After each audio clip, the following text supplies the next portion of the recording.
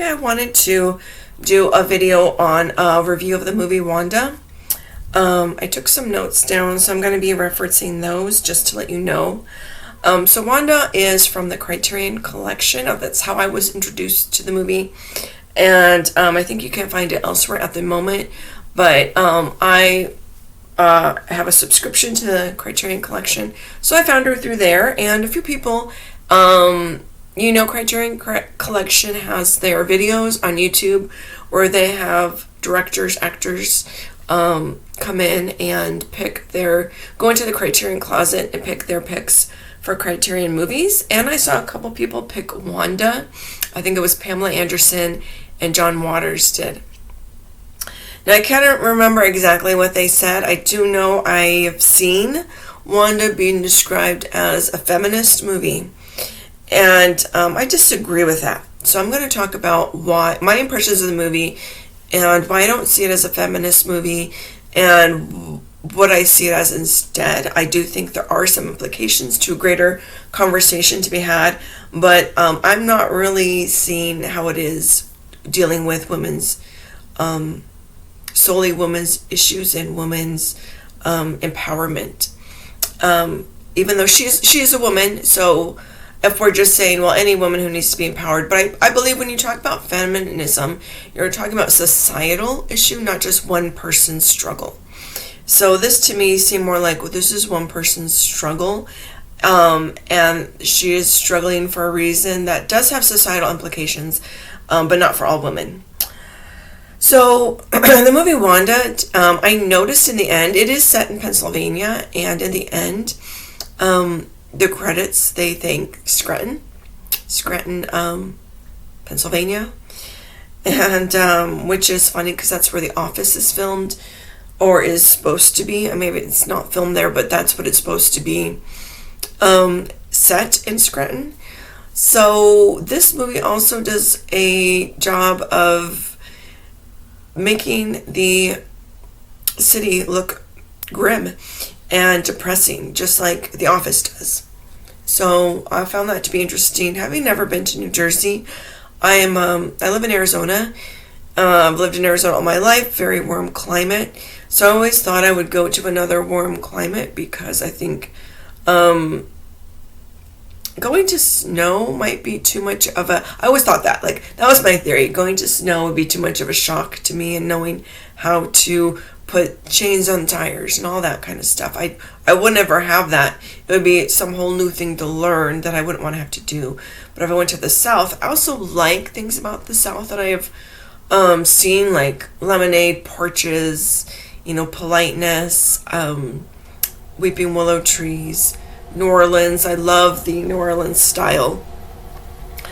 But in all honesty, when I've been outside of Arizona, besides California, which is a big vacation spot for a lot of people in Arizona, I'm going to the beach, and besides Mexico as well, I've been to New England and the Pacific Northwest, and I really feel like those two locales are brown hair people locales, and I love Rhode Island. I love Rhode Island. I could see myself living there. And as much as Pacific Northwest is gloomy, I could probably see myself living there. Now, Pacific Northwest is closer to where I am now, so it wouldn't be as big of a move. But Rhode Island, I love it. Absolutely love it. And I still keep Providence, Rhode Island, in my weather map. I have my weather for my town, for a couple surrounding cities in Arizona, and then Providence, Rhode Island. That being said, let's go back to the film. The film was set in Scranton, and just really grim setting, and it's already makes you feel like, okay, someone living here is down and out. They present her as being very down and out, and I don't believe just because someone lives in Scranton they're down and out, but it blends well with her character. So Wanda in the movie has very low IQ. And,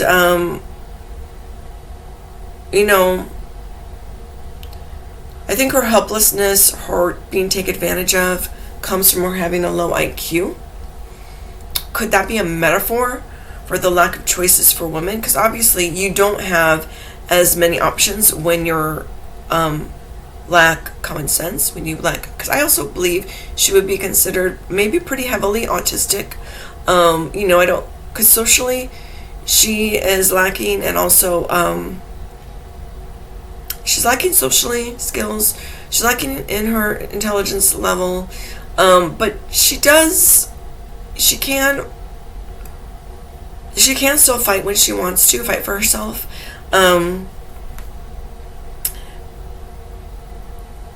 so I think it's really the social skills, like having a low IQ, but also social skills. And not that I know autistic people, and I don't know much, but I don't know much about autism, but I think the lack of social skills can be an indicator of that.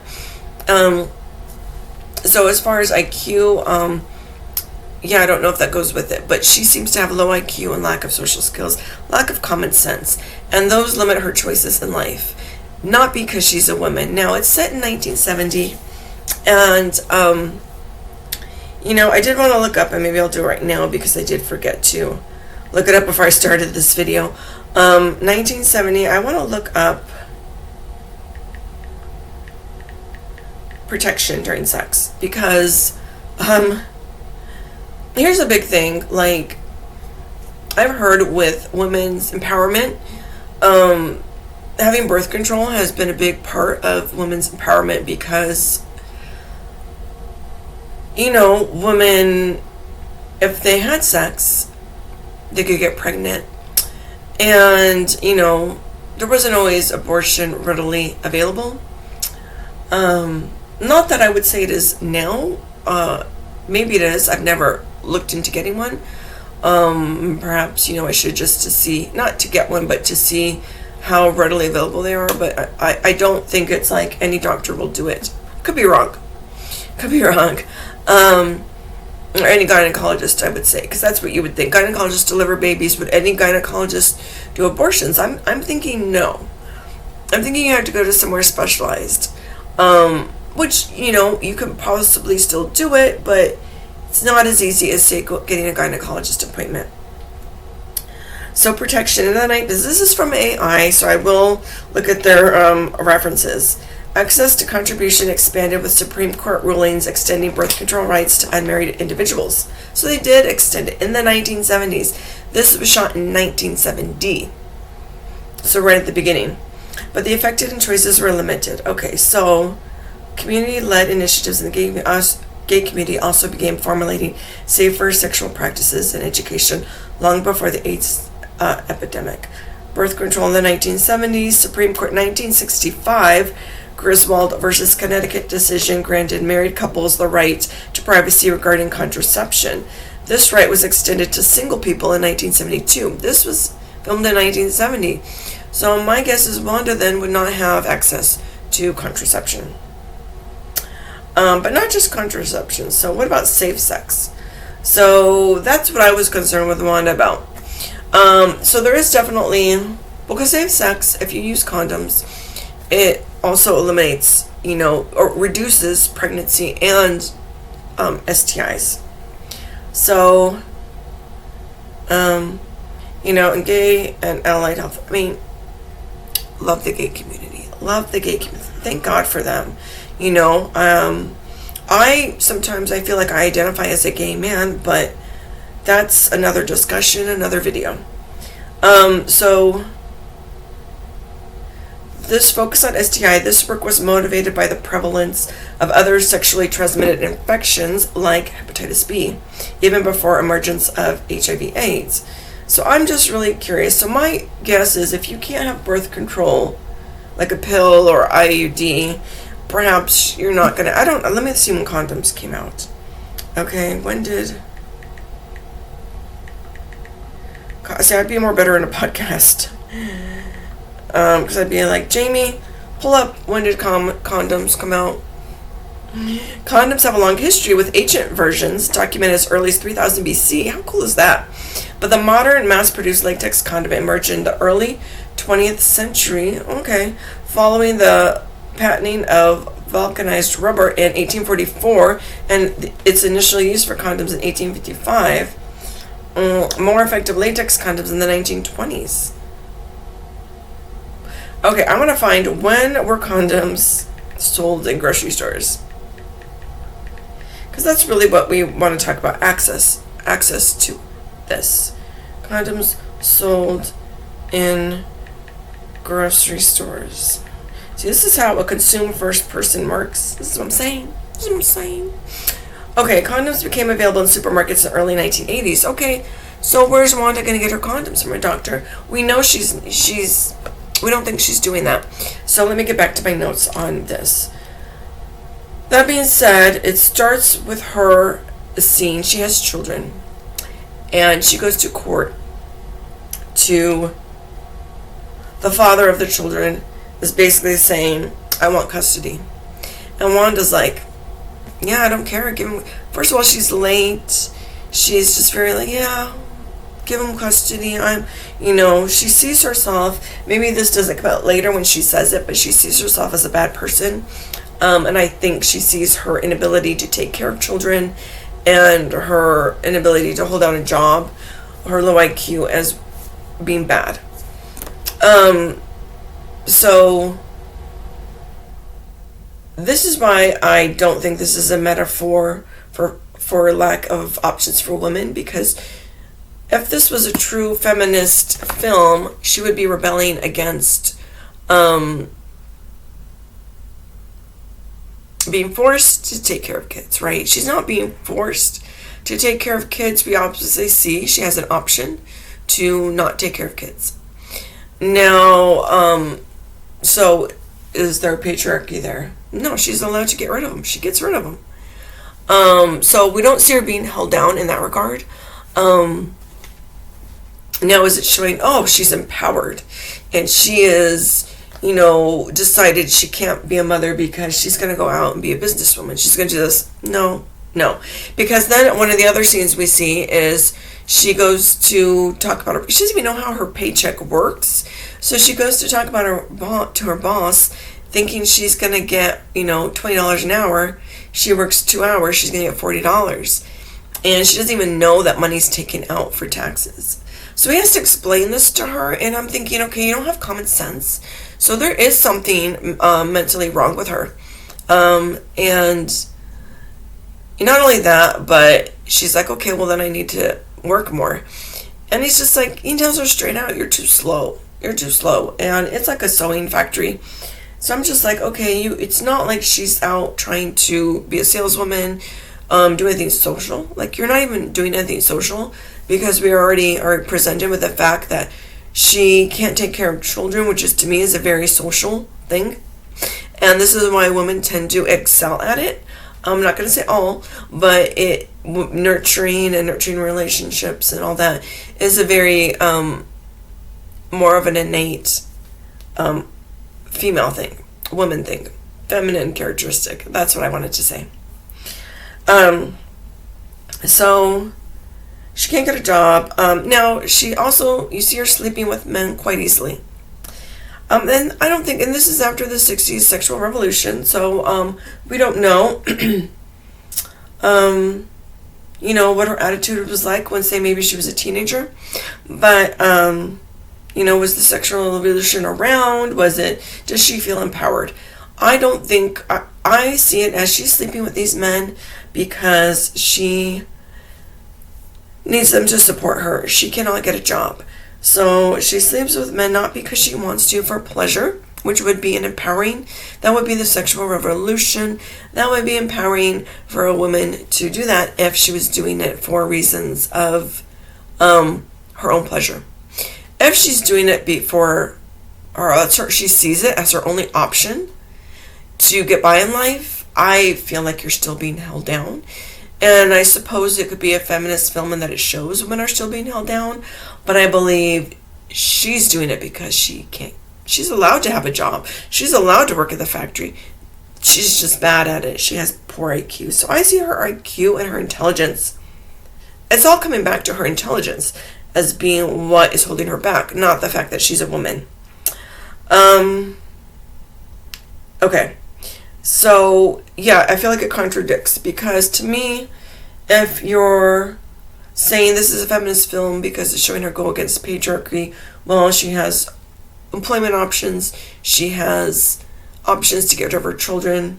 Maybe she does it for protection, okay, but they didn't really talk about that. Like, I think they could have done a little focus on that, like showing her in court and showing her at her work, really focused on her work and children, child rearing options.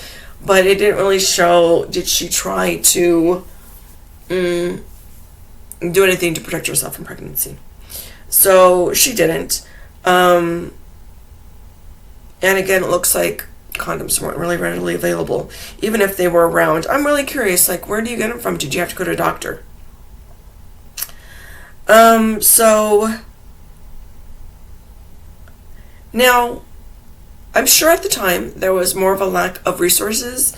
Again, I'm going to have to research it, for women to get out of abusive relationships, being the 1970s, and I know that even in the 90s it was like a thing that was getting more, like there were shelters, and let me see if there's women's shelters in the 70s.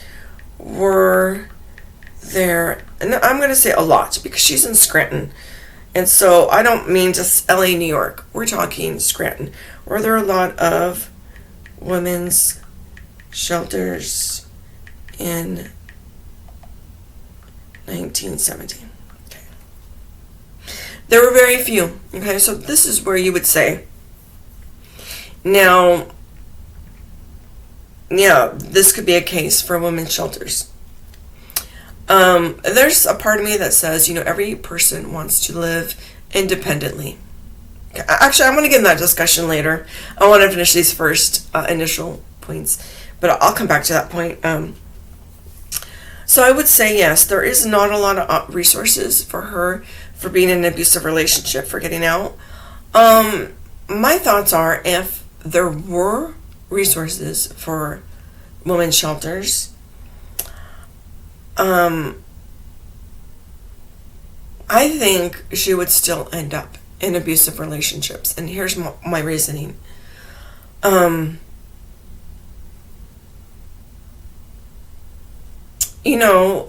It didn't show her, it showed her being abused in a way that he was sort of ordering her around.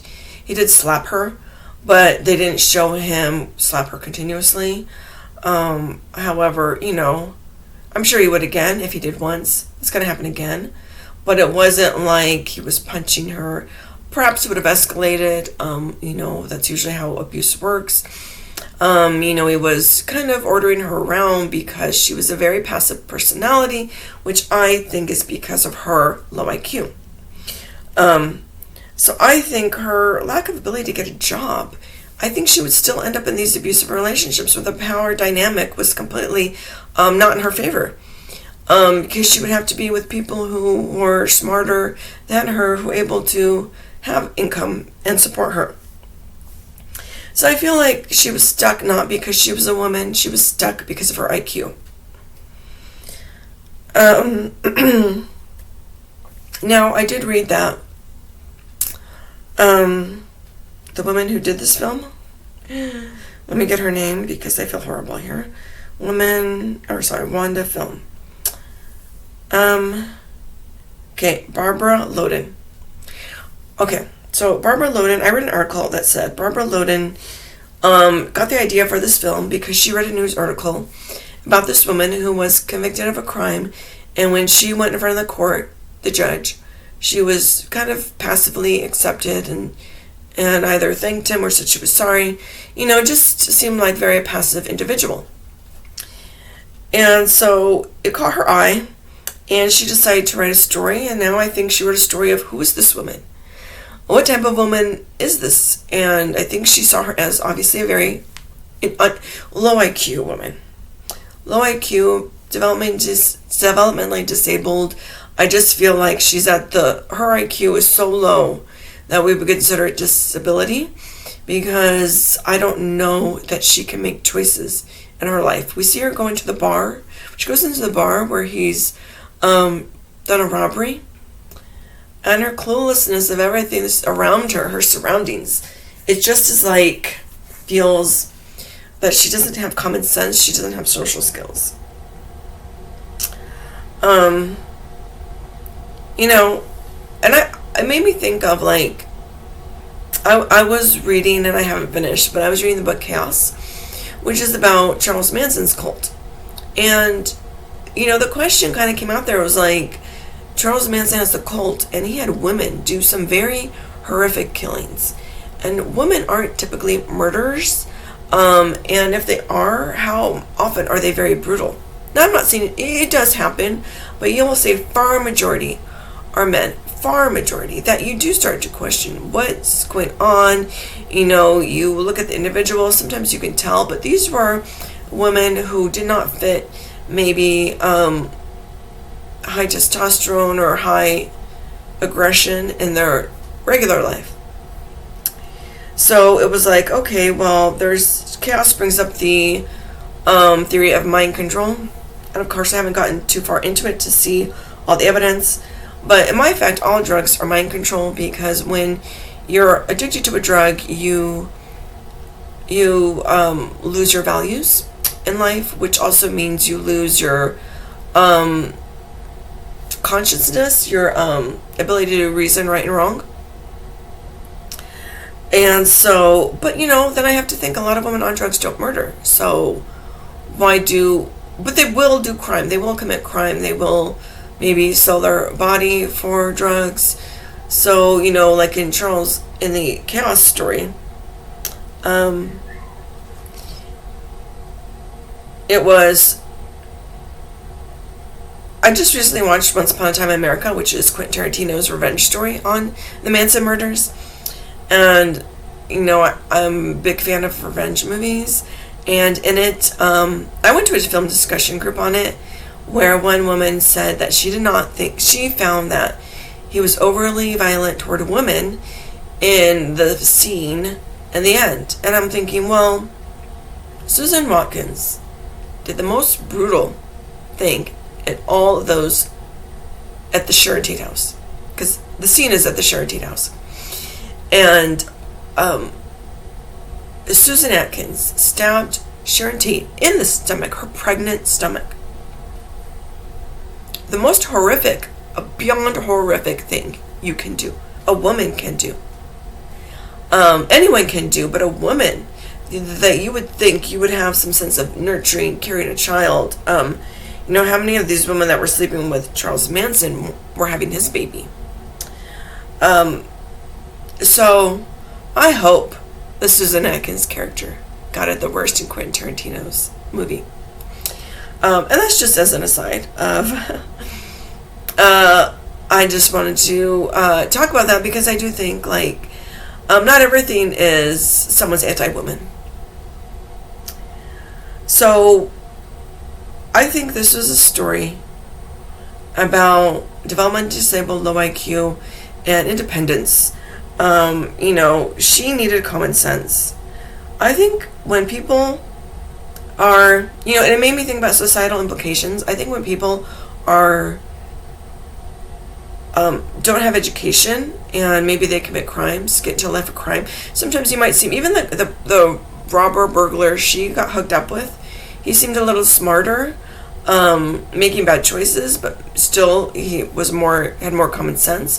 Scammers, to me, sometimes scammers feel like there could be like very intelligent people, like they could really excel in school, because there's a lot of social skill, strategy, there's a lot of crimes you have to pull off that require a lot of that. And Wanda did not strike me as that kind. So there's people who would probably benefit a lot from education, as giving them a lot better options. And I really worried, like, and I don't know much about education system, so if Wanda were to be given special education, would she be able to develop common sense enough that when she walked in that bar, she would be able to tell, this situation is something I have to get out of, not get into? Maybe just her being able to hold down a job would be enough for her to not get into these situations. I really feel like her lack of ability to have her own income and be independent was holding her back, for sure. But I argue it was not because she was a woman, because she was allowed to have a job then. It was because of her intelligence. And the movie itself, I would say, did I like it? It got me into this discussion about it, but I would say it's very dismal. And I do like sort of the gritty look, the filming of it. And I do like slice of life. But I wasn't, I did not have any feelings toward Wanda, which I think a good movie would probably make you. And I don't need a character to be all good. I love good villains. When villains, they show goodness in villains. I love when they show evil in the hero. I do like that. But something about her, like, especially in the very beginning when she gives up her kids, it's like you gotta make it seem like, why is she giving up her kids? There's not even anything where you could feel for her. We don't even show her struggling. And it just shows her sleeping in the beginning. Sleeping, waking up, going to her court date. I don't feel anything toward Wanda. And I think that's why I don't like the movie. I wanted to feel something toward her. I feel nothing toward her.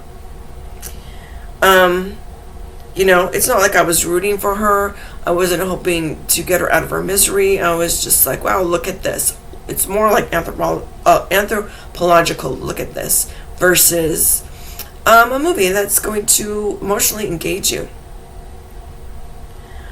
Let me see. So, also, one thing I saw is, I was thinking, she's very passive, but there was times when she was very demanding. So, when she was in the bar and she wanted her drink, and the robber was there, she was very demanding. So, how come with her kids, she was so passive in the court? Well, my thing is getting drunk versus nurturing her kids. One requires skill, nurturing kids, that she does not have. And the other is a very, just sort of numbing herself with life. So she is able to stand up for herself. Just, she didn't have skill. It really went back to her IQ, I feel like. Because, you're able to fight for yourself. You're not that passive. You're acting passive, I feel, because of your IQ, not because you don't know how to speak up. Because she did at some points. And I really feel like this is about, like, film where she had no identity, because independence is everything. If you don't have your independence, and I'm going to take this back to OPS, personality system, your identity is your DI. And this felt like a very DE movie, because I feel like she was very much lacking her identity, not being able to make choices for herself. It was a very observer nightmare. I think the fact that she did not freak out over her lack of being led around and instead fell into place with it, she was not a single observer. She was a single decider, because how could you not be so upset by not being independent? And that didn't seem to bother her. She just really said, okay, I'm not independent, I'm going to sleep with these men. So I saw this as very much, she's, a follower. She had babies, she didn't even want them, but, again, there wasn't resources for women then. She couldn't have an income. Everyone has DI. Whether it's your savior or not, everyone has DI, and they're going to use it. But I feel like she, for being maybe demon DI, this would be my speculation, she really didn't tap into it. It was very blind to it. And, I do think people change when the pain of changing is greater than the pain of staying the same. So, I think she was at a point where both things were painful. Staying the same was painful. We saw her life. It was not good life. But the way she responded to that was by being very passive, right? Imagine when you resist something, it really does make it all the worse. Have you ever watched a body cam video of someone being arrested and they're resisting, and then you see one of someone who doesn't resist? You'll see the resisting person probably gets a lot more restraints, gets maybe injured in the process, gets a lot more charges. So, resisting something, I think her passiveness was a way to minimize her pain. So she wasn't at the point yet in her life where it was just really painful. Like, I feel like she did not have options. She did want to work. It wasn't that working was the worst thing for her. She went to go get a job. They didn't want her. So her choices were taken away because of her IQ. And I think, like, as far as changing, I do think, like, there's always that decision of when do we struggle and when do we let go, right? Because there are some things worth struggling for in life. And I think sometimes people will struggle with, and everyone, even me, will struggle with will struggle with the idea of when do I struggle in life and when do I let go. And I really think it comes down to long-term happiness. Everything Wanda was doing in this film was short-term happiness. I would say short-term minimizing pain, because she was minimizing pain. She wasn't necessarily happy. She was minimizing her own pain, but it was very short-term, right? Her long-term happiness would be finding how to have her own income. What would she have to do that? What was she going to have to struggle against to do that? That would really provide her with some long-term happiness, maybe some pain initially, but I really do think that long-term happiness is the key, not short-term. Now, I do think, I'm going back to the feminist aspect of this, I do think you could say it was a feminist film in the fact that Barbara Loden made the film. She made the film showcasing a low IQ woman. Now, if all we saw was the perspective of low IQ men, which I do think in certain times the male perspective is out there a lot, so I just think women filmmakers, women's stories can be a feminist experience. And in that way, you could say it's a feminist film, but I don't think it was about feminist struggles in society. I think it was about, again, intelligence and the lack of options you have when you can't be independent. And I think it can make a case for education, early intervention for Wanda. Someone like Wanda, what would help her? Feminist is about equality of sexes. I think if you take Wanda out of 1970 and put her into 2025, I think she'd still end up in her dilemmas. I don't think it was a woman's issue thing. I think it was her intelligence. Again, I keep saying this. So that was my whole point of the video, was to say that I don't think it's a feminist film. As far as bringing up feminist issues, I do think it's a perspective. All women's perspectives can possibly be seen as feminist perspectives if we don't have that many in that time period. So perhaps it was then. One thing I don't like is, for people who want to argue this is a feminist movie, I do not like using stupid women to exemplify feminism. I think it did create a point, but I don't think the point, if you want to make a metaphor, don't use the metaphor of a stupid woman to highlight a lack of choices for women. And I don't think it was the filmmaker's attempt to do that. But I would say that, to me, is anti-feminist to even do that. And I also say don't use a woman with a lack of personality to showcase feminism. And I think Barbie kind of did that. Barbie used this plastic doll, who obviously a doll's not going to have a personality. And when she went out in the world, she still had her doll personality. Ken was the true feminist hero in that movie because we saw him as someone, a doll who started showing his emotion. The Ken character was the true feminist in that movie. But and to me that's just sort of how I would see showcasing women's rights. Don't show me as don't showcase women's issues as something with fake personalities, dumb. Showcase someone struggling with their own personality, trying to get out in the world. Show some, like the Ken doll in Barbie was trying to actually have his personality, push his personality outward. The Barbie doll was not. Wanda, again, not. Very few instances was she pushing her personality out. We saw it when she got upset with the bar scene. She wanted her drink. She wanted to drink and numb her pain.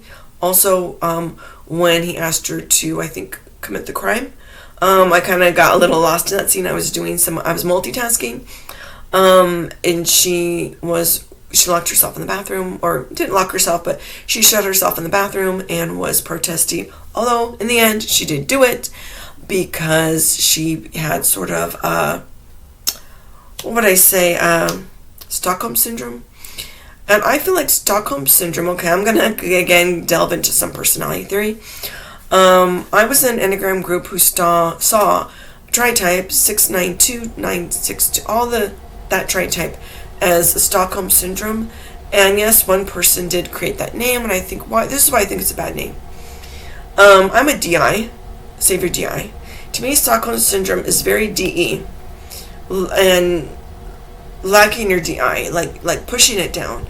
I don't see that as 692. And then, I saw Teal Swan, who was a 3, what is she, a 358, actually have Stockholm Syndrome. She's DE, lead DE. I mean, to me, it's a lead DE issue. It is not Enneagram. As we see, a 358 has Stockholm Syndrome. I'm a 692. I don't have it. I feel like my personality is very anti-cult. And OPS, I consume sleep. My play and blast is last. I don't even I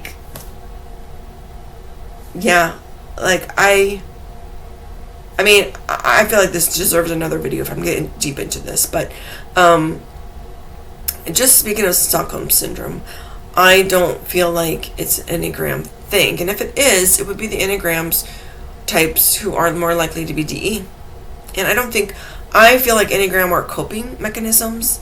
I don't feel like you can tie. I feel like you can say they make someone a DE like, I feel like a 358 is very DE like. 6, there's some DI mixed in there.